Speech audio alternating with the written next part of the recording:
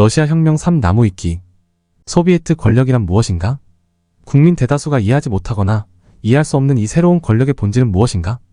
점점 노동자들의 관심을 끌고 있는 이 권력의 본질은 부자들과 자본가들이 독점하던 국가 경영이 이제는 처음으로 억압받고 박해당하던 계급에 의해 이루어진다는 것이다. 소비에트 권력에 대한 레닌의 정의. 10월 혁명 자체로 모스크바를 제외하고 혁명은 희생자를 거의 내지 않고 막을 내렸다. 실제로 당시의 페트로그라드는 조용했으며 겨울 궁전 등의 정보시설을 접수하는 과정에서 극소수의 사망자가 발생했을 뿐 혁명 자체는 비교적 평화롭게 끝났다. 21. 3.8 10월 혁명 이후 혁명은 성공했지만 권력을 막 잡은 소비에트 정부의 기반은 취약했다. 농촌에서는 농민 대다수가 아직도 사회혁명당을 따르고 있었고 도시에서는 적지 않은 민중들이 소비에트가 정부의 역할까지 맡는다는 것에 생소함을 느끼고 있었다. 도망친 케렌스키와 타협파 정당들은 즉각 반격을 개시했다. 케렌스키는 반혁명파 카자크 부대를 이끌고 수도로 진격했다. 사회혁명당 우파와 멘셰비키는 사관선보들의 선동, 반란을 일으켰다. 그러나 혁명의 성공으로 사기가 충만한 볼셰비키에게 이들은 12월 초 11월 말에 모두 분쇄되었다. 노동자와 빈농, 병사들의 지지를 받으며 소비에트 정부는 사회의 공산주의적 개조에 착수했다. 공산주의적 생산과 인민경제 관리를 위해 인민위원회 산하의 최고인민경제회의가 창설되었고 지방에서도 각급 국민경제회의가 만들어졌다. 남아있던 봉건제 유물도 일소되었다. 지주 소유의 토지가 사라졌으며 신분과 호칭이 완전히 폐지되고 모든 러시아 주민이 인민이 되었다. 학교는 교회에서, 교회는 국가에서 분리되었다. 여성은 사회활동에서 남성과 동등한 권리를 행사했다. 11월 15일 11월 2일 공포된 러시아 내 모든 민족의 권리선언은 러시아 안에 있는 모든 민족의 평등권을 법령으로 확립했다. 소비에트 정부는 인민의 경제, 문화적 욕구를 충족시키는 데도 힘을 쏟았다. 노동자들에게 식량이 우선 공급되었고 그들은 지하실과 가건물에서 나와 부르주아와 지주, 소유였던 좋은 집으로 몇 가족씩 합쳐 이주했다. 8시간 노동제가 확립되었고 노동조건도 개선되었으며 산업재해와 실업에 대한 보험법도 발표되었다. 학교 교육과 의료 서비스도 모두 무료로 제공되었다. 황제의 궁정과 부호의 대저택은 인민의 집회장, 요양소, 박물관이 되었다. 또한 소비에트 정부는 임시정부가 예전에 약속한 재헌의회 설립을 예정대로 이행하기로 결정했다. 11월 혁명 이후에도 재헌의회 설립은 여전히 민중, 특히 농민들에게 인기가 있었고 소비에트 정부는 이들의 요구를 수용해 신생 소비에트 정부에 대한 지지도를 확보하려고 노력했다. 민중들에게 의회 제도가 얼마나 비효율적인지 직접 체험하게 하려는 것도 이들의 의도였다. 11월 25일 11월 12일 20세 이상 모든 남녀가 자유로운 분위기에서 보통, 평등, 비밀 직접의 원칙에 따라 재헌의회 선거에 참여했다. 그 결과 사회혁명당이 40% 득표로 제1당, 볼셰비키가 24%로 제2당이 되었고 나머지 표는 기타 정당이 나누어 가졌다. 볼셰비키는 대도시, 공업 중심지, 군주둔지에서 지지를 얻었고 사회혁명당은 농촌지역에서 폭넓은 지지를 받았다. 하지만 선거 과정에서 큰 논란이 발생하였는데 정상적으로 의회가 구성되었다니 사회혁명당 좌파와 친볼셰비키 세력이 과반수를 얻을 수 있던 상황에서 반볼셰비키 정당 중 가장 큰 세력이었던 사회혁명당 우파가 좌파에 대한 공천, 학살과 사실상의 선거 조작을 행하게 되자 큰 논란이 일어나게 된다. 자세한 내용은 1917년 러시아 재헌의회 선거 항목을 참고하라. 과정이 어찌되었건 결과적으로 과반수를 차지하게 된 반소비에트 세력은 재헌의회를 통해 다시 한번 서력전을 준비하려 하였다. 사회혁명당 우파의 체르노프를 우두머리로 하는 재헌의회 지도자들은 재헌의회를 소비에트 권력과 대치시켜 모든 권력을 재헌의회로 라는 슬로건을 내놓았다. 이에 대해 소비에트는 의원의 소환권을 도입하고 재헌의회 소비에트 권력을 인정할 것을 강력히 요구했다. 재헌의회를 둘러싸고 볼셰비키 내부에서도 이견이 표출되었다. 카메네프와 지노비예프는 볼셰비키가 지배하는 소비에트를 혁명의 기둥으로 삼아 재헌의회를 견인하여 혁명과업을 이루어가자고 주장했다. 그러나 레닌은 소비에트가 재헌의회보다 100배 1000배 민주적인 제도라며 재헌의회가 결코 오래 가지 못할 것임을 천명했다. 1918년 1월 17일 1월 4일 소비에트 중앙집행위는 피착취 근로인민의 권리선언을 채택했다. 1. 러시아는 노동자, 병사, 농민의 소비에트 공화국이다. 2. 러시아 소비에트 공화국은 자유로운 민족의 자유로운 연합의 토대 위에 세워질 것이다. 3. 소비에트 국가의 기본과제는 인간에 의한 착취 폐지와 사회주의 건설이다. 4. 평화와 토지와 민족 해방에 관한 대중들의 열망을 즉시 실현할 것이다. 1월 18일 1월 5일 재헌의회가 소집되었고 중앙집행위 위원장 스베르들로프가 위의 선언을 인준할 것을 제안했다. 그러나 제언 이외의 다수파인 우익 사회주의자들은 이를 볼셰비키들의 최후 통첩으로 간주했다. 제언 이외는 제안을 거부하고 사회혁명당 우파가 마련한 별도 법안의 심의에 들어갔다. 27시간의 토론 후 의회는 휴회했지만 소비에트 중앙집행위가 소비에트의 이름으로 제언의회 해산을 명령함으로써 제언의회는 단 하루 만에 사라지게 되었다. 대부분의 대중들은 고작 2개월 존재한 의회 해산에 무덤덤하게 반응했지만 의회의 활동을 기대했던 시민과 지식인들은 볼셰비키의 조치에 수긍하지 못했다. 사회혁명당 좌파를 제외한 모든 사회주의 정당들은 볼셰비키의 등을 돌렸으며 일부는 러시아 내전 때 볼셰비키에게 총보리를 겨누기도 했다. 제언의회 해산 직후 열린 제3차 노동자 병사 소비에트, 농민 소비에트 통합대회는 제언의회에 대한 정부의 정책과 피착취, 근로인민의 권리선언을 승인하여 마침내 볼셰비키가 권력을 확고하게 찾게 되었다. 3.9. 파장의 확산. 이후 레닌은 독일에게 유리한 협정을 맺으며 사실상의 항복을 하고 당시 러시아 영토였던 동유럽 지역을 몽땅 내어주는 대참사를 일으켰다. 여기엔 핀란드, 우크라이나, 폴란드 등의 지역들 또한 모두 포함된 상태였다. 이후 독일 제국은 레닌을 지원하며 노린 것을 이뤘다. 그러나 당시 독일은 전세를 호전시키지 못할 정도로 약화된 상태였다. 이미 독일은 전쟁의 장기화로 물자 부족이 심각한 지경이었고 잠재적국인 미국을 배제하고자 보냈던 침험한 전보가 발각되면서 미국이 참전하는 역효과가 나는 바람에 독일은 더더욱 끝자락으로 밀려났다. 결국 1918년에 독일군의 방어선이 돌파당했고 이어서 벌어진 킬 군항의 반란과 독일 11월 혁명의 여파로 독일은 항복했다. 또한 1차 세계대전 뒤 러시아 내부에서 반볼셰비키 세력이 다시 규합해 러시아 내전이 일어났고 연합군도 반볼셰비키 세력을 지원했다. 그러나 볼셰비키가 승리하여 소련을 건국한다. 여기에 러시아 제국의 지배를 받고 있던 소수민족들도 일제히 봉기하였고 그 결과 에스토니아, 라트비아, 리투아니아, 폴란드가 독립했다. 한편 볼셰비키는 내전기 중 100군의 구출 계획을 듣자 퇴위 뒤에도 살아남았던 황제 니콜라이 2세 가족을 총살시켰다. 볼셰비키와 협력하던 맨셰비키와 사회혁명 당좌파는 상반된 결말을 맞았다. 맨셰비키는 볼셰비키를 부정하였으나 100군은 더 싫어하였고 러시아 소비에트에 협력했다. 그러나 볼셰비키는 5차 전러시아 소비에트 대회에서 1918년 7월 17일 7월 4일 맨셰비키와 사회혁명 당좌파를 모두 소비에트에서 축출했고 이에 반발해 사회혁명 당좌파 측에서는 대규모 봉기를 일으킨다.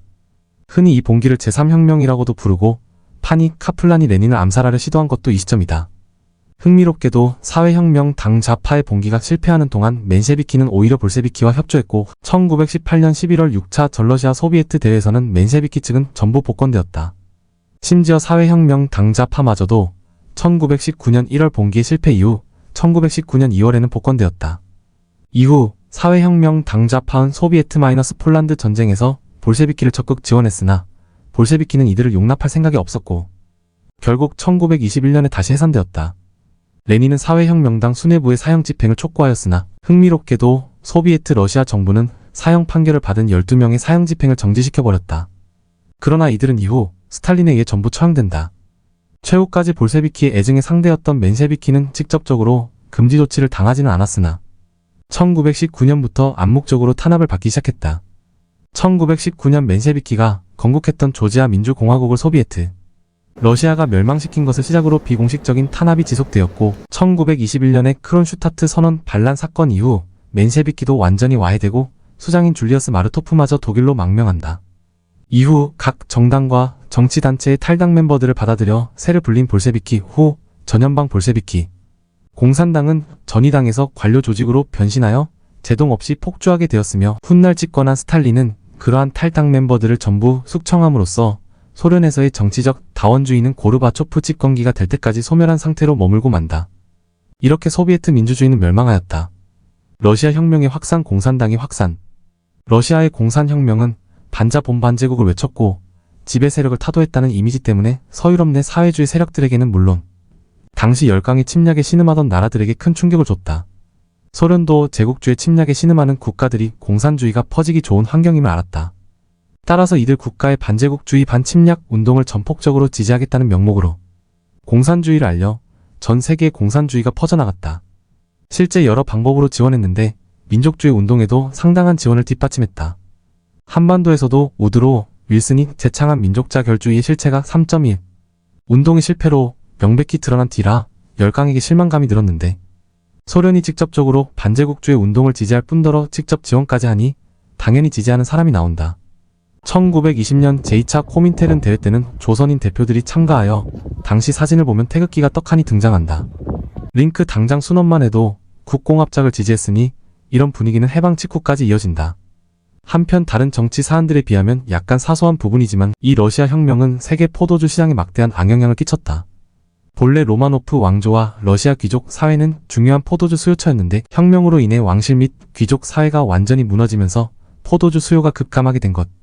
게다가 혁명이 일어난 후 얼마 되지 않아 미국에서 금주법을 시행하고 여기에 대공황까지 겹치면서 포도주 업계는 오랫동안 침체에 빠진다. 4. 어록. 우리는 비에 젖은 부르주아 놈들 모두에게 전 세계적인 큰 불을 찌를 것이다. 피에 젖은 전 세계적인 큰 불을.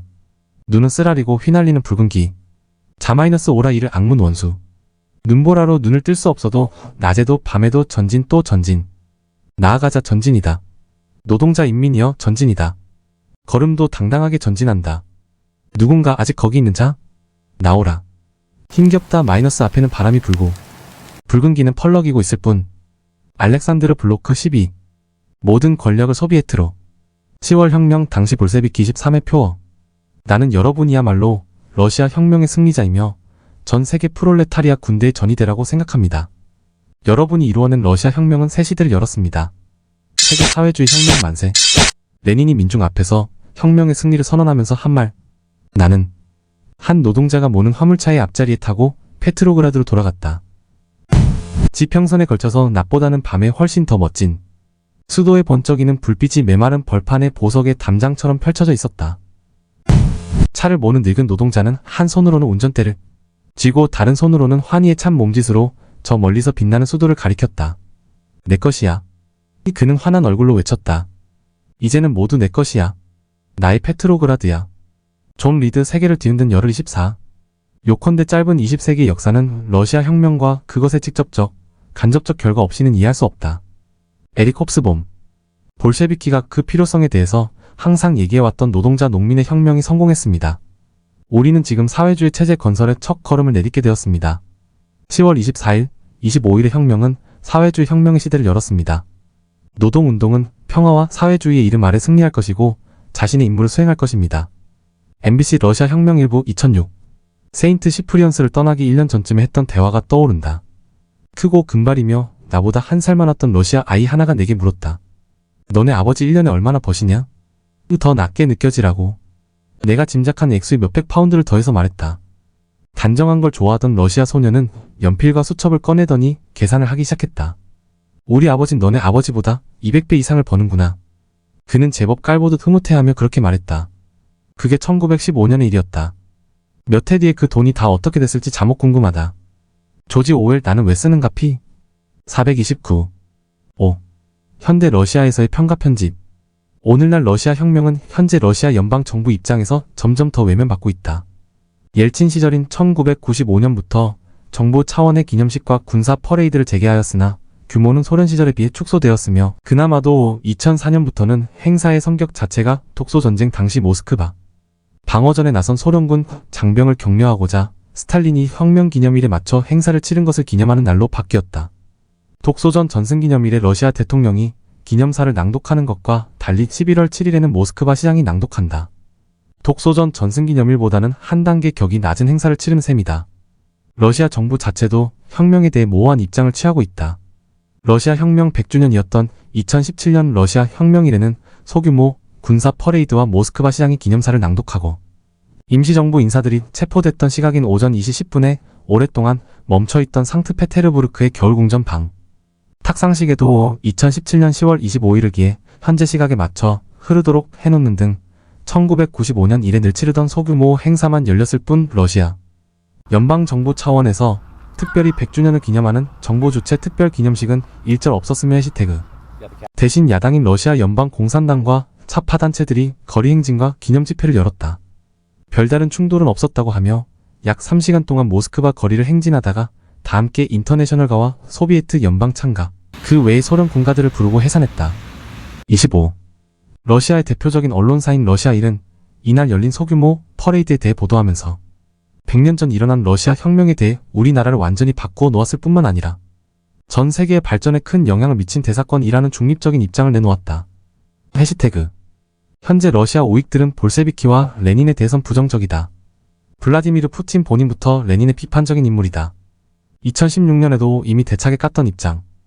해시태그 2004년에는 러시아 혁명 기념일 11월 7일을 공휴일에서 제외해버렸고 러시아 혁명으로 폐지되었던 러시아 제국의 국경일 11월 4일 26을 국민화합의 날이라는 이름으로 다시 국경일로 부활시켰는데 혁명 100주년이라고 특별히 기념해줄 리 만무하다. 러시아 오익들이 레닌과 러시아 혁명을 부정적으로 보는 이유는 레닌이 당시 전쟁 중이던 독일로부터 막대한 자금을 받아 러시아 정부를 무너뜨렸고 브레스트-리토프스크 조약으로 그간 제정 러시아가 팽창하면서 획득한 영토 대부분을 내줬기 때문이다. 27 그리고 러시아 정교회가 혁명으로 폐위되어 처형당한 당시 니콜라이 2세 일가족을 1998년에 성인으로 추대한 바 있는데 러시아 정교회의 위상을 국교 수준으로 격상시키고 있는 푸틴 정권 입장에서는 황제를 처형한 볼셰비키들과 러시아 혁명을 긍정하기 어렵다는 점도 있다. 러시아 국민들은 레닌이 주도한 10월 혁명에 대해서는 긍정적 여론이 부정적 여론을 약간 앞서는 편이다. 28 러시아에서는 대체로 소련 시절을 나쁘게 보지 않지만 사회주의 체제를 이념적으로 높이 평가해서라기보다는 초강대국에 대한 향수인 경우가 많다. 29 같은 이유로 소련을 초강대국으로 올려놓은 이오시프 스탈린에 대해선 긍정적인 평가가 부정적인 평가를 앞서며 30 2008년에 시행된 위대한 러시아인 앙케이트에서 3위에 들었다. 현재도 사회주의 국가를 표방하는 중국에서는 국내외를 불문하고 공산주의 관련 유적 여행을 장려하고 있기에 중국인 관광객들이 몰려든다고 한다. 이른바 홍색 관광으로 불리고 있다. 다만 올리아노프스크, 레닌 영묘와 같이 소련 시절 공산주의 이념과 관련된 관광지는 소련 붕괴 이후 외면받는 추세이기에 현지인들은 큰 의미를 두지 않는다. 친러 성향 국가인 벨라루스에서는 소련 붕괴 이후로도 10월 혁명 기념식을 개최했다. 벨라루스 말고 10월 혁명일을 기념일로 하는 나라는 미승인국 트란스니스트리아가 있다. 러시아 국립역사박물관에서 2017년 7월 19일까지 전시한 러시아 대혁명기 아이들의 그림 전시회도 볼만하다. 혁명 당시 학생들이 학교에 오는 길의 거리와 광장에서 본 것을 그려보라는 과제를 받고 그린 것들이다. 당시 아동들의 그림. 한편 10월 혁명이 일어난 날 11월 7일은 러시아인들이 전승절 5월 9일 다음으로 많이 알고 있는 역사적인 날이 다두 사건 모두 러시아 역사 교과서에서 가르친다.